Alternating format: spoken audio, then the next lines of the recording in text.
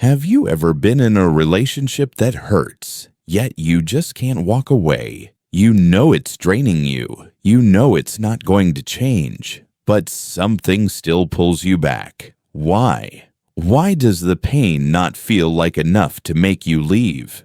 You've tried before. You've told yourself never again. You've promised this time would be different, but here you are again, trapped in the same emotional spiral. Most people assume the problem lies with the other person. They say it's because you were manipulated, because you still love them, or because things used to be good and might be again. But the truth is far more unsettling and far more empowering. The problem isn't them. The real issue is what this relationship awakened in you. What it reinforced, what it activated in the deepest, most hidden parts of your psyche. Because toxic relationships are never just about arguments, lies, or emotional games. They go deeper. They touch the roots of your oldest wounds. They trigger your fear of abandonment, your hunger for validation, your unconscious longing to finally earn love that was once denied. And that's why it's so hard to leave. You're not trapped by the person. You're trapped by what they make you feel, that psychological bond, the emotional tether that keeps pulling you back is incredibly powerful. So powerful that even after you physically leave, your mind drifts back to them. You remember the rare good moments. You question your judgment. You start to justify the pain. You tell yourself, maybe it wasn't that bad. Maybe they can change. Maybe I'm the problem. Because this isn't just a toxic relationship. It's a psychological pattern, a trauma loop, a distortion of reality that makes you accept what you once swore you never would. But now, it's time to say what hasn't been said clearly enough. Enough is enough. This video isn't here to shame you. It's not going to tell you that you're weak or that you lack willpower.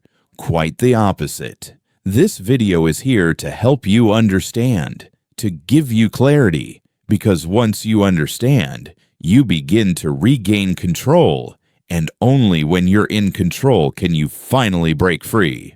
So if any part of you feels stuck, knows you should leave but can't, this message is for you. By the end, you'll know why this cycle keeps repeating. And most importantly, you'll know how to stop it. Let's begin.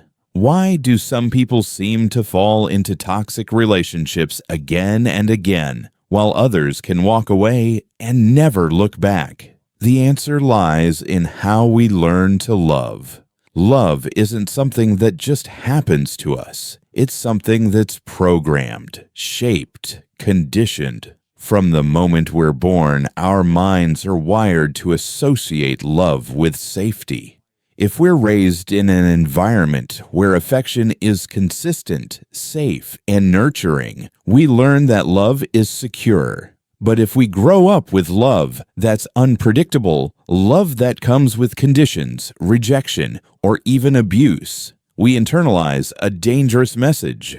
That love must be earned. That love is unstable. That pain is part of connection. And here's the hidden trap. If your early experiences taught you that love and suffering go hand in hand, then later in life, your mind will seek out that same emotional rhythm.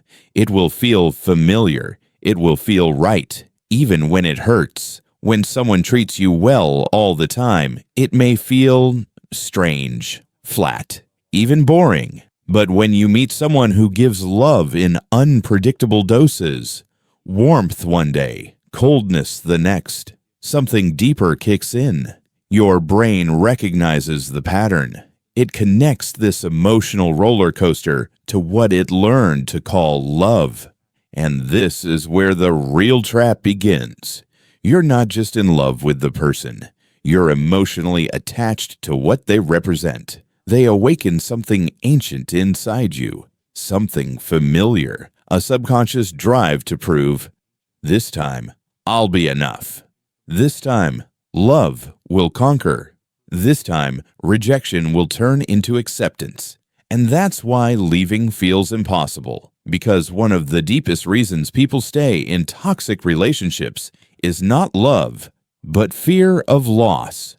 Not fear of losing the person, but fear of leaving the story unresolved. You feel the desperate need to fix it, to prove your worth, to finally earn the love you've been chasing since long before this person appeared. But here's what no one tells you.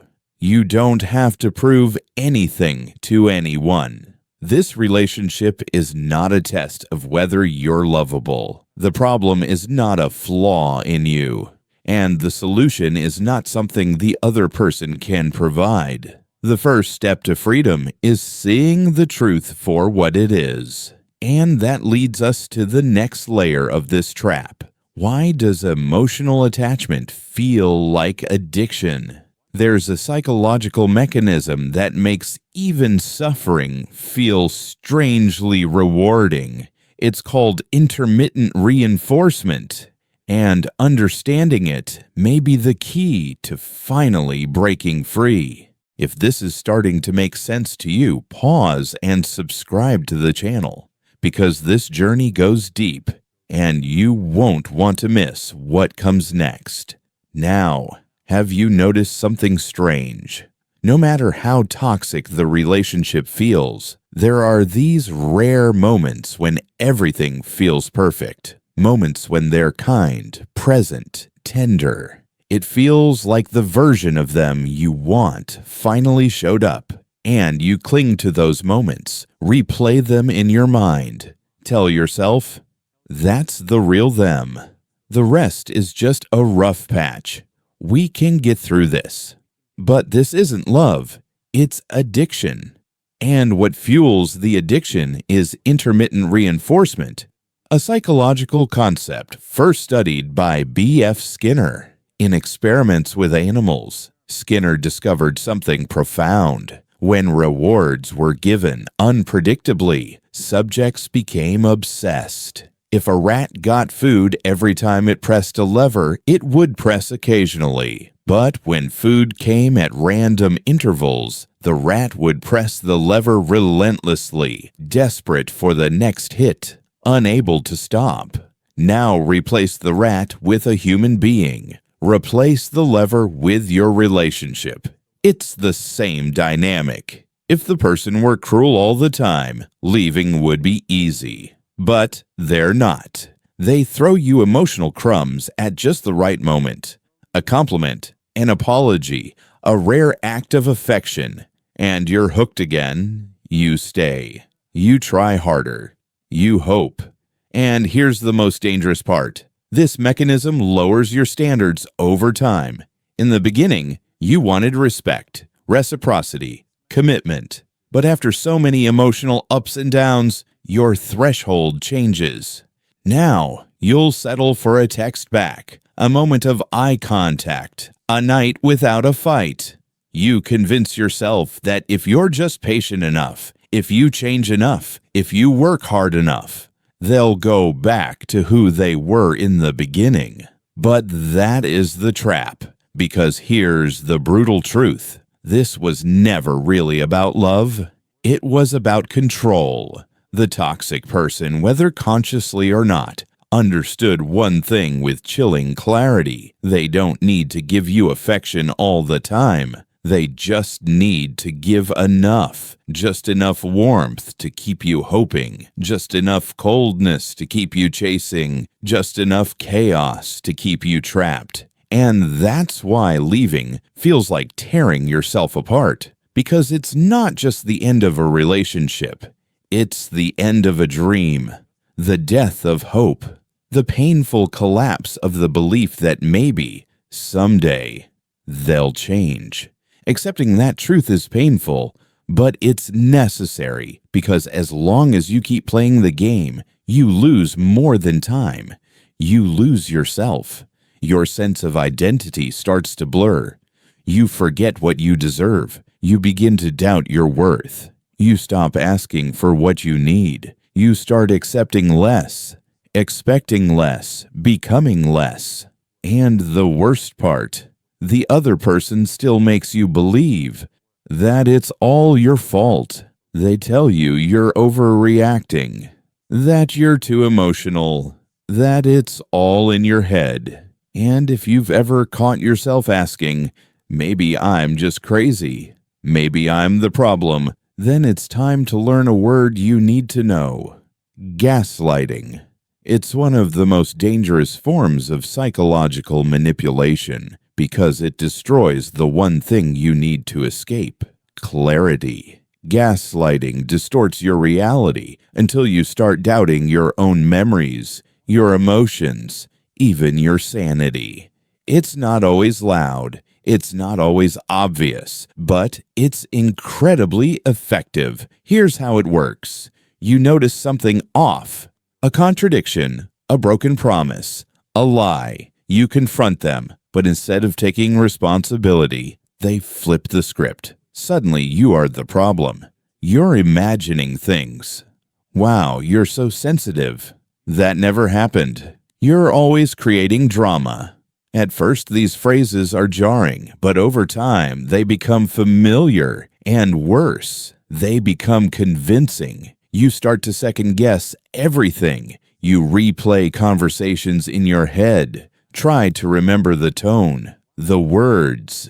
You look for proof, for permission to trust your own experience. But the more you search, the deeper you sink into confusion. And the more confused you become, the more you rely on them to define what is true and what is false.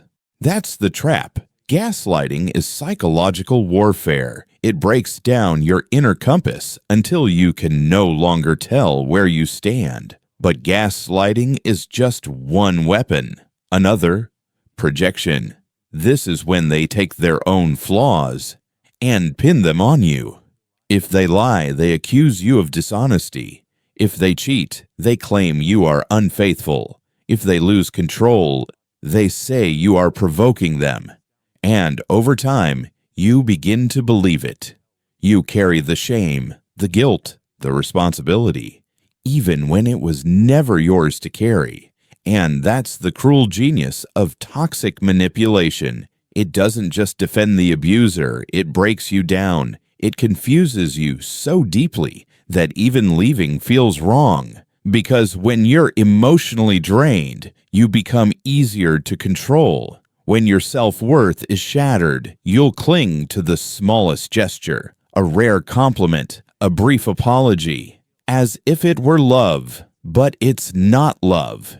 It's control wrapped in confusion.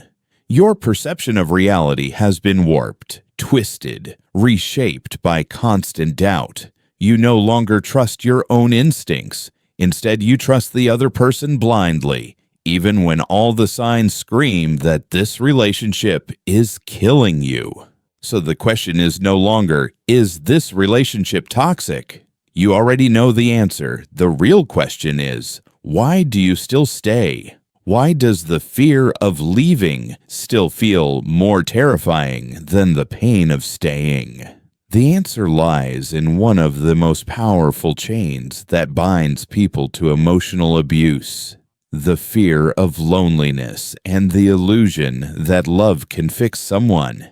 Have you ever caught yourself thinking, but what if I never find someone else? What if this is my last chance at love? What if I'm just not patient enough, not kind enough, not enough to make this work? If so, then you've already met the two most cunning enemies of your freedom. And they're not coming from the outside. They live inside you. Let's start with loneliness. This fear isn't foolish. It's deeply rooted in our psychology. From childhood, we're taught, implicitly and explicitly, that being alone is a failure. From fairy tales to romantic films, from love songs to Instagram posts, the world constantly repeats, if you're not loved, you're not enough. If you're alone, you're doing something wrong. Now add that fear to a relationship that has already destroyed your self-esteem. A relationship where you were manipulated into believing no one else will understand you. No one else will love you like this. No one else will stay with you. And slowly, heartbreakingly, you start to believe them. You convince yourself that staying is safer than being alone. But what if I told you what you're feeling isn't loneliness at all? What if this unbearable ache inside you is actually something else entirely? Emotional withdrawal. Toxic relationships are addictive. They create the same cycle as drug dependency. You're not attached to the person. You're addicted to the hope, to the memory of who they were in the beginning. You cling to those golden moments when everything felt perfect. You rationalize the emotional chaos, telling yourself it's just a phase, just stress, just bad timing. You ignore red flags. You forgive the same patterns. You wait for them to come back to who they used to be. But here's the brutal truth. That version of them might never have been real. You're holding on to a phantom, an illusion built on promises that never last. And you keep hoping that if you just love more, try harder, sacrifice deeper, maybe it will be enough to make them change. But real change doesn't work that way. Change doesn't come because you begged for it. It doesn't come because you broke yourself to prove your worth. It only comes when the other person sees the problem and chooses to transform. From within. Now be honest with yourself. How many times have they promised to change? How many apologies have you accepted? How many cycles have you repeated, telling yourself, this time will be different? If nothing has changed, it's because it was never going to. And accepting that hurts like hell. It hurts because it means letting go of the dream. It hurts because it means facing the silence left behind by something that once consumed so much of your heart. It hurts because it feels like everything you gave, the love, the time, the energy, was for nothing. But here's the truth. That pain, it's temporary. The pain of staying in a toxic relationship, that one can last forever. Still, leaving is not as simple as walking away. If it were, you would have done it already. To truly leave, you must break the emotional bond. You must reprogram your mind. You must rebuild your identity from the ground up. And that is exactly what we'll talk about next. Because even when everything inside you knows this relationship is destroying you, there's still something pulling you back. Now it's time to find out what that is and how to finally break free. Even now, after everything you've been through, you still hesitate, even when the pain is sharp. When your heart feels crushed under the weight of suffering, there's still that tiny voice whispering, what if I'm making a mistake? What if I never feel something like this again? This voice is not irrational. It's a result of deep emotional programming, because walking away from a toxic relationship is not just a logical decision. It's not enough to know that it's destroying you. You must go through something far more difficult, a process of reprogramming your mind, your emotions, and even your sense of identity. You need an emotional detox. Yes, detox, because this relationship operated like a drug. Each rare moment of affection was like a hit. Every small sign of hope became a chemical reinforcement, training your brain to associate pain with love, abuse with intimacy. And just like an addiction, you need to cut this cycle completely, if you ever want to be free again. So, how do you do it? How do you break a bond that feels like it's etched into your soul? Step 1. The total break. No contact, no exceptions, No, just one message. No, maybe we can still be friends. No contact means no contact. No texts, no calls, no lurking on their social media, no checking their status, no second chances, because every single interaction reignites the emotional pattern. Every time you respond, you reopen the door for confusion, for hope, for relapse.